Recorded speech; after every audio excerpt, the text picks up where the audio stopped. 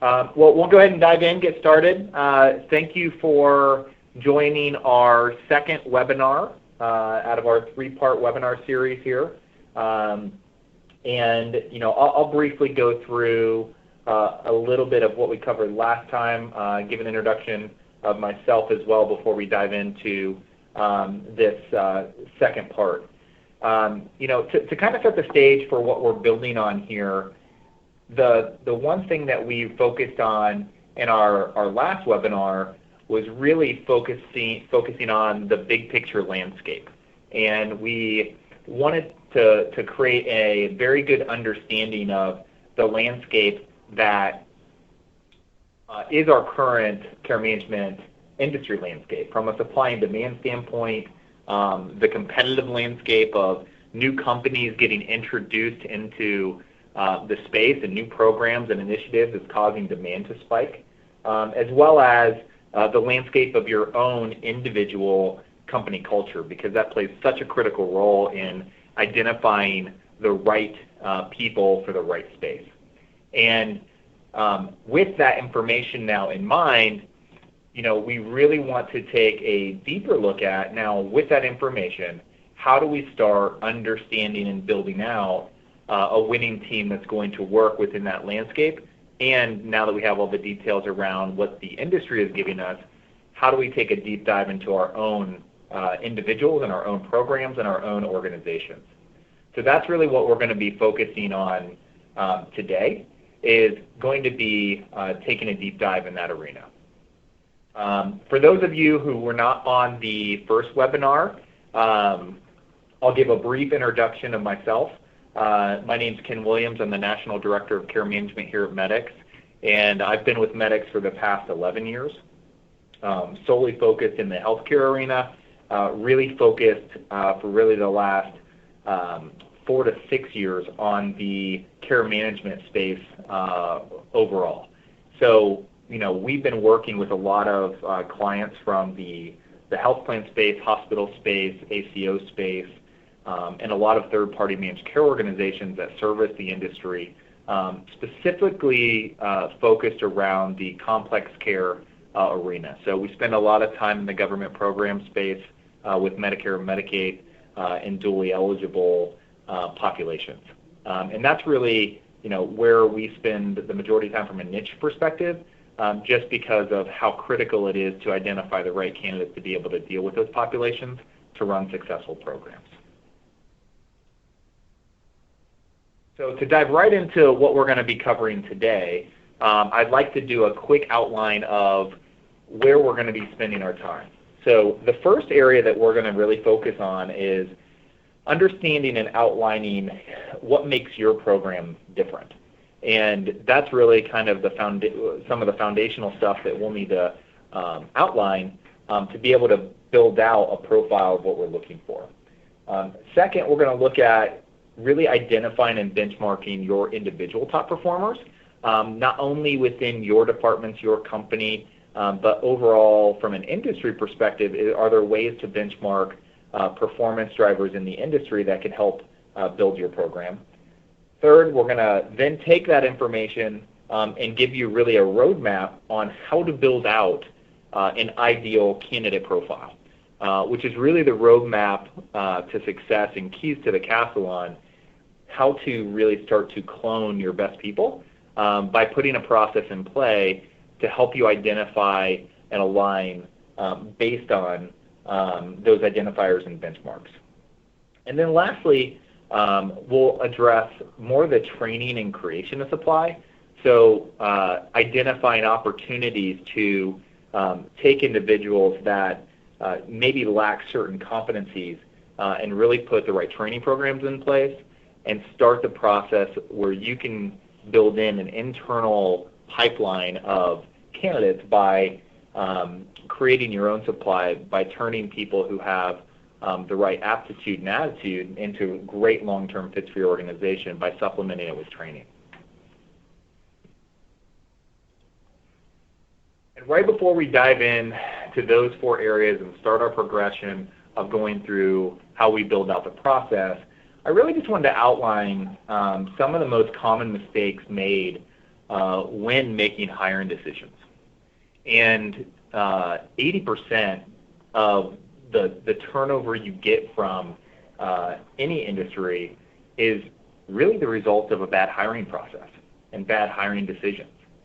And that's just something to consider, is most likely we don't do a good enough job on the front side of planning and taking through the right process to narrow down exactly what we're looking for, and it's usually because of the things listed here. Number one, really getting stuck in the phase of being in a reactionary hiring process. This is a problem the vast majority of organizations we work with fall into, is they wait until they have to hire.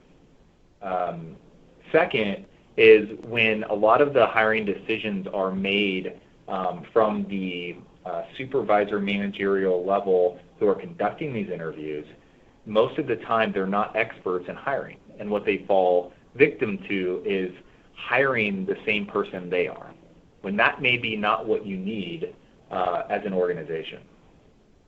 Third is hiring for today and not for tomorrow, hiring to fill the spot, and hiring for the immediate need, not focused on the goals of your organization or the department or where you would need to take the program, and planning for that. One of the, again, most common areas is really a lack of understanding what a top performer is. I think we get duped a lot in personalities and making assumptions around what is really driving a top performer. And again, we'll address some of these things and give you tools on how to figure that out as we go through the webinar. Lack of structured hiring plan and the partnership between talent acquisition, human resources, and the actual owners of the program. And it looks like the vast majority of people on this call are more clinical leaders and owners of the program. So you can probably attest to a disconnect between you and your talent acquisition group, most likely. And the last two things is thinking experience always counts. It's something that we're having to overcome as an industry, where I think there's a lot of advances in not just technology, but the supply and demand demographics require us to make some decisions around putting individuals who don't have 20 years of experience in these roles, which relates to a lot of the training and development and creation of supply that I talked about earlier. And we'll hit that towards the end of the webinar. And then lastly, again, with the vast majority of group on this call being clinical leaders, this is one of the hardest things, but you can't rely on human resources or talent acquisition to build all of this out for you. Most cases and most organizations, they cover the entire organization, and they're trying to create macro plans for hiring models, and rarely do they get down to the niche area of per department hiring plans and strategic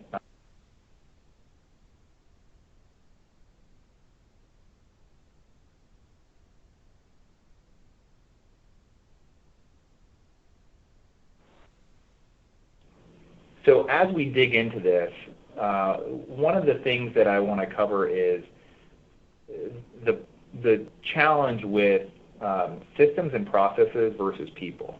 And a lot of times we're quick to blame maybe we just have the wrong people, or we just haven't hired the right people. And the truth is we probably may hire the wrong people, but most of the time it's because we don't even understand what we need to hire. And it's not that person's fault that they're not performing most of the time. It's we put them in a situation where they're probably not going to be successful because they're not built for it, and they're not the right person to begin with, but we're quick to blame the people. And what I would challenge us here, and what we'll go through today, is how to build a process and a system that can help you eliminate kind of the gut reaction of trying to just hire that superstar that performs and get to more of a predictive hiring process.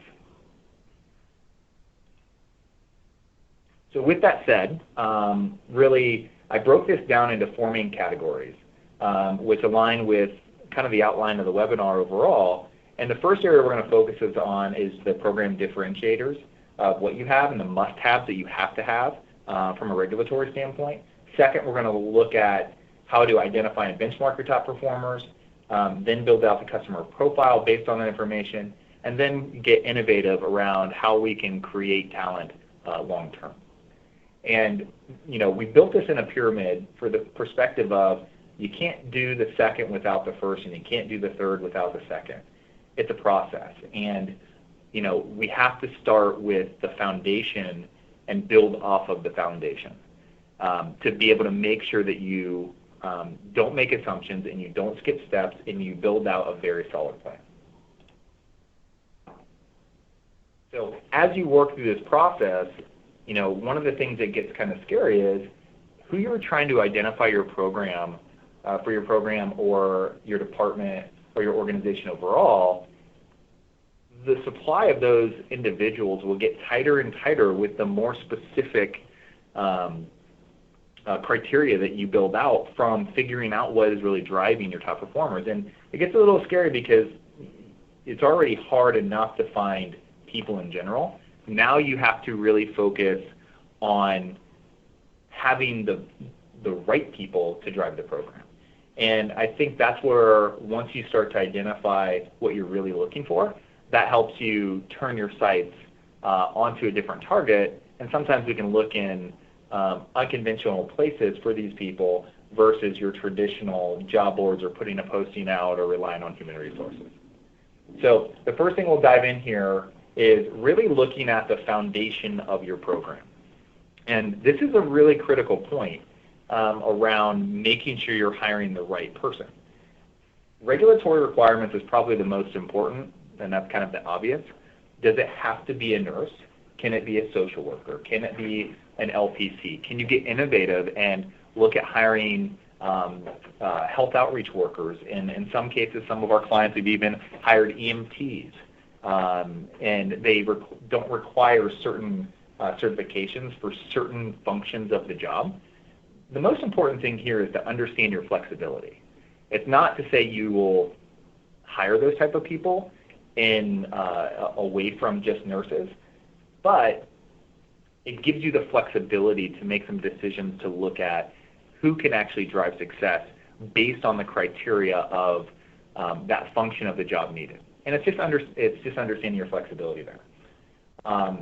Second is field-based versus telephonic is such a dramatic different person most of the time from just a personal build-out of how they operate and what they enjoy to do. And some people are just not comfortable with field-based work. And that's something that you have to understand. What is the dynamic there based on the program need? And do you have the same person do both? Are you dividing it out into two different categories where you have a field-based person as a handoff? And that's an important understanding because that changes the way and the type of person you're going to hire. Understanding the population and geographic service area is critical to the success of the hiring process. Again, with us working mainly in the government program sector, in the high-risk, extremely complex care arena, this is some of the biggest turnaway that we see is most nurses are not built to go into the home in a poverty-stricken geographic area, and they are not comfortable in certain settings. And most of the population we're dealing with, you're talking about individuals who have, 8 to 10 chronic illnesses, and what you're walking into is not the best environment in the world. So how can they handle that from an emotional standpoint? And do they have empathy, but not too much empathy, and so they can emotionally handle it themselves? So there's a very delicate balance with a lot of these populations that you need to make sure that people are built to be able to handle and deal with and progress the clients that fall into these populations. Third, programs and goals and the measure of success. Certain people are built for certain things. And what we found working within this space, especially if it's more of the long-term support services space, and long-term care in general is the goal in these settings are not necessarily all the time to fix the problem. It's going to be help improve the member, help get them on track, help support them, be there as a companion. And this is where we found the different types of skill sets and different types of personalities fit these different programs really well. We found that social workers work really well in the long-term support services arena, mainly because they're used to the life is messy mentality. And they know that nothing's perfect, and they're willing to accept that, and they can just help get things better. Nurses sometimes, not all the time, and I'm not making generalizations here, sometimes they want to fix things. It's their natural, it's how they were trained, and they're used to helping fix problems, and they sometimes will spend too much time trying to solve a problem that may not be solved, and it's more of a how do we make this person healthier situation and comfortable, and they may push a little hard. So that's just an example of how the program's goals and measure success and how you deal with the population may be person by person specific. Now, what you move into now, after you have, again, the foundational stuff, these are the must-haves in Section 1, is really, that's what you have to work with. And it's more black and white that you can look at these things. When you get into Section 2 is really where we want to start to understand and organize your staff and industry staff around top performers, middle performers, and low performers. And we want to look at how they fall into different categories. And again, this is going to be program specific, and it's again more for hiring for the future and not for just the immediate gratification of now. But we want to look at their metrics of their position and their job of what they're doing. We want to look at their leadership capabilities. And then we also want to look at how well both do they train other people and how well do they take direction and train when they are coached on things. And those are key things that we'll be able to start to organize. So you probably have in your mind right now, if you're looking at your individual staff, start to picture who would fall into that top category, who would fall into the lower category, and what are your assumptions around why they do? Is it really their background? Is it they have 10 years of experience in the space, so they've got the tenure in the space? Is it more personality-based, where they just handle calls and situations extremely well when they're in front of the member? What really is driving the top performers? And I think this is one of the biggest areas when you start looking at your staff and you're trying to hire people for the future, is you make a lot of assumptions around that. And my suggestion is we really need to start to look at things holistically. And the one thing that gets skipped over probably the most when assessing talent is we immediately default to metrics. And we immediately default to those things versus diving into the soft stuff and the soft skills and who the person is. So, this is one of the things that we look at as an organization on fit and around how we start to identify and select, is we really look at 4 main areas: life priorities, work behaviors, work motivators, and really ideal work. And you have to look at this from a person-by-person standpoint. And the closer you can come to figuring out the right fit for people, the more success that these individuals will have in their role. So you can see in the middle that kind of the circle is the peak performance. We all have different categories in which we fall of what's just naturally us as people and our personality and how we work and what we enjoy to do. We all can adapt to different situations. An introvert in a networking situation or at a conference can come out of their box and start to talk with people and put themselves out there, but they may be uncomfortable doing it. And those type of situations is people will always come back to the middle and be who they are. The challenge that I have here is that we have to focus on the person themselves, and if they are uncomfortable in their job, if they're constantly trying to be something they're not naturally are in their role that they take on, after a period of time, they're going to burn out. And you can only maintain pulling yourself out of who you naturally are for so long before you do express burnout. So utilizing tools like this to understand what is kind of the build out for someone to work with your program and population, and how do you use that as a tool to screen against incoming candidates on how well they actually match these individuals for your program. So work motivators, work behaviors, ideal work, these are things that you want to look at when you're building out your ideal candidate profile. And that's what we'll dive into right now, is really the structure around how do you build out your ideal profile, and how do you kind of pull it all together holistically. So again, as we talked about, we're trying to aim for this ideal candidate profile, which is exactly in the middle of looking at the competency of the people, the behavioral aspect, and then the aptitude and attitude of individuals, and how do we get that overlap center to have that perfect candidate that fits our program and what we're trying to accomplish as an organization. Well, as we mentioned previously, the non-negotiable is the requirement piece. They're going to require certain licensure. They're going to require certain things that we need to look at as a group, and we have to take those into consideration when we're making decisions. So we'll weed essentially people out right away.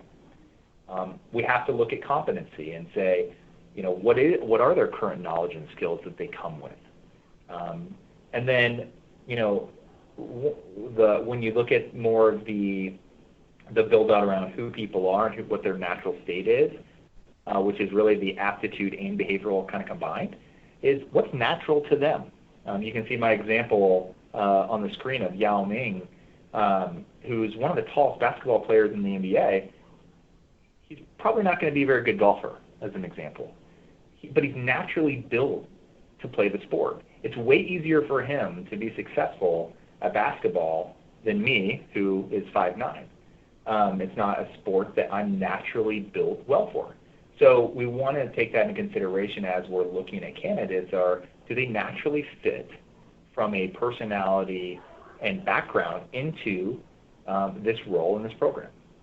And then we combine the behavioral area of what really motivates this person to be successful. How do they perform in the work environment? So what is their work behavior? And a lot of the work behavior and work motivators come from when that person walks into a home in the field and they are caught off guard with what they're walking into. How are they going to respond? Are they going to run the other direction and quit 2 days later because they can't handle it? Or are they built to breathe, see the situation, make assessments and recommendations, and be able to handle that situation?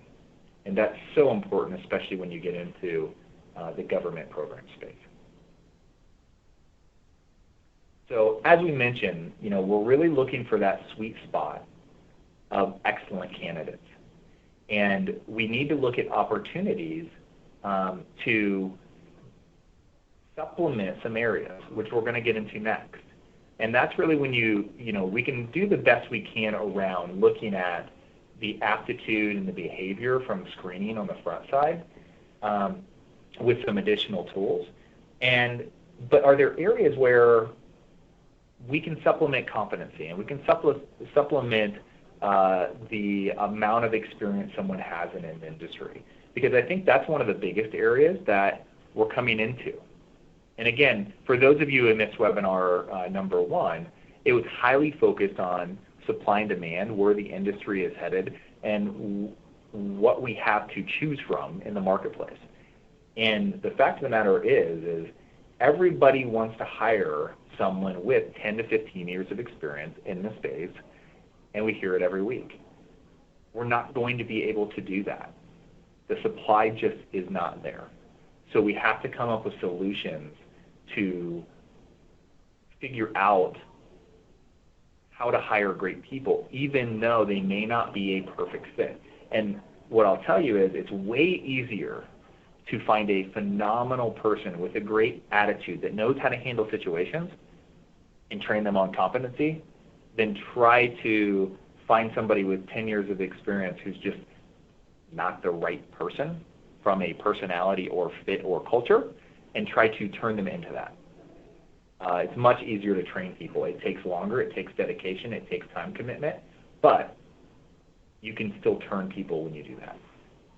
So we'll look at the two different really options. It's kind of the 1-2 punch that you're going to have to do to really move forward and to really build out. First of all, the first area here is really you have to have a very specific approach when you're targeting people for your organization.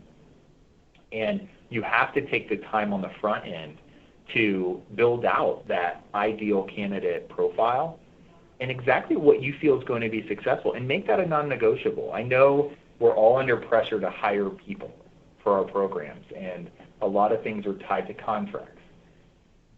But if you hire the wrong people, you're not going to perform anyway, and your client's not going to be happy, and your members are not going to get service the right way, and your program's ultimately going to fail. So spending the time on the front end to build that ideal candidate profile out for a targeting approach is super important. And the second piece of that, remember what I said at the beginning of, don't rely on talent acquisition or human resource to do this solely on their own. They don't know what you do most of the time. They don't understand the population that you serve and what needs to be done. If you ask most of the people who work in that space, they've never been in a home with a member. They don't see what happens on the day-to-day. And that is super important when you're starting to, you have to work with them to build this stuff out. So when they're putting job postings out, job descriptions, trying to attract talent at career fairs, and they're out there, they have to adequately and accurately describe the environment and be able to pinpoint what you're looking for. And most of the time, there's a miss. And then second, finding people, as we talked about, is not just going to happen. There's not enough people out there to find. So for a long-term plan, we really need to focus on creating training and development programs for future staff. And that's really going to be, for me, I truly believe the future of how we're going to move forward. And I am excited that some of my clients are experimenting with social workers in certain situations, health outreach workers in certain situations, and EMTs for that matter, and trying new innovative approaches with people with different backgrounds that have the right build out from the empathy and personality and aptitude and attitude that's built for the programs. Because we can have a lot of people who have the licensure, but they just don't have the passion or dedication for the population or the program itself. And I will take passion and attitude over 10 years of experience any day of the week.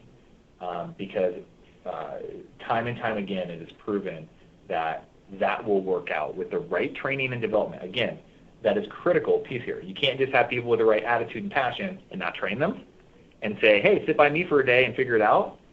That's not going to work. So the challenge here is you'll need to work and partner with your training and development groups within your organizations to build out a very solid training and onboarding solution. And maybe you don't have that in your company today.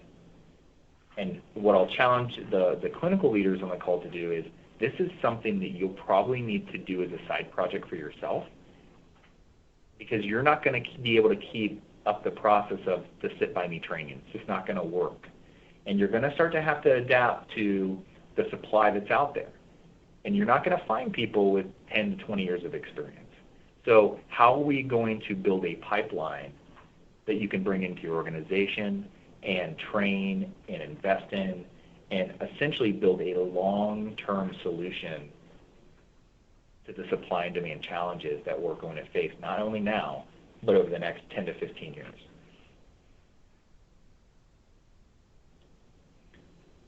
So to wrap up, I appreciate it. I'll try to keep on time for everybody for 30 minutes to gain some questions around everybody as well if you have additional questions. I know I've seen a couple of questions come through the chat function, so I'll address those first and then we'll open it up for the calls.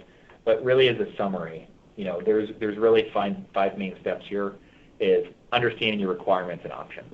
I think a lot of us make assumptions around it has to be a certain skill set when contracts, both with clients and the government, sometimes allow us some flexibility, and we just need to be aware of those flexibilities so we can make better decisions.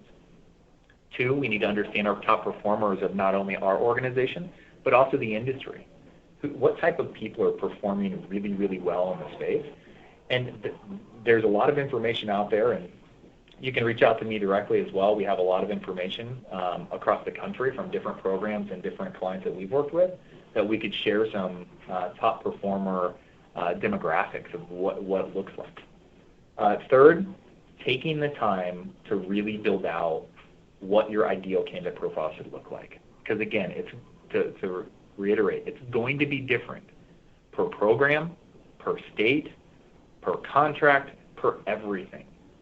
Because the patient population that you're serving is vastly different in almost every scenario. Boston dually eligible population is way different than California's dually eligible population. It's the same demographic, kind of, but just the geographic differences of the markets make it a vastly different population. Number 4 is you need to build a targeted hiring strategy to attract and find talent. Please note it says attract and find talent. So you're not just trying to go out and search and hunt for the right person all the time. You have to really look at your branding as an organization when you're putting these postings and career fairs and jobs out there into the marketplace, because it's super important to understand, because you want to attract the right person, not just have to go find them. And then lastly, you have to understand the give and take and build a training program that's going to be built for a specific target group. Understand the give and take of the competency standpoint. And I know no one on this call ever wants to give in that arena, but the reality is that we're going to have to start. So where is it? And what are those things that we can be a little bit more lenient and just experiment with and test? Like, hey, do we really need that? Let's try it out. Let's try this person and train them on the area and see if we can come up with some innovative solutions. But that's going to take a lot of collaboration with your training development group as well as your internal talent acquisition or human resource group. So I do want to hit too, process and planning is a very important step of this. But the more important step is the go, is how do you put this stuff into play and really focus on executing a plan around aggressively attracting and building a plan out to hire the right people. So our webinar, or part 3 of this webinar, will be really focused on the execution of the plan piece, the go, and the constant evaluation. Just with anything that you do in life, usually the first time around is not perfect. So we need to focus on what's working, what's not working, why is it not working, and how do we tweak our ideal candidate profile and how we're approaching and attracting talent to the organization differently and consistently tweak what we're trying to do. Focus on what's working, do more of that, focus on what's not, and do less. And then over time, we'll start to really get to the point where hopefully we're never in that reactive hiring again, and hopefully we're focused on the top grading piece of it, where, wow, maybe we can start actually just looking at our current staff. We're not just trying to fill a seat, but we're trying to upgrade our staff to the next level. And that's where we really want to focus on getting you to, is getting you to the point where you can focus on improving instead of just filling seats. So I'd like to at this time, I'll jump into the questions that I got via the chat function, and then I'll open it up. So everybody today is on mute. Everybody on the call is on mute. To unmute, to ask questions, you'll need to hit *6 to unmute yourself before you ask a question. Before anyone jumps in to do that, I'd like to address the 2 questions that we got throughout the webinar first. So I'll jump into the first. So the first question was, what tools do you use to measure the behavior / motivation stuff that we went through? Our internal tool that we use at Medix is proprietary, but we do, there are a couple of other, tools that you can use out there, such as DISC or predictive index, to get the same type of information. But definitely we can help you with that. Feel free to email me directly, and I can give you some additional directions on that. Because I know that's not something that probably is just a natural to every organization. You don't necessarily have the tools there, so we can help guide you there.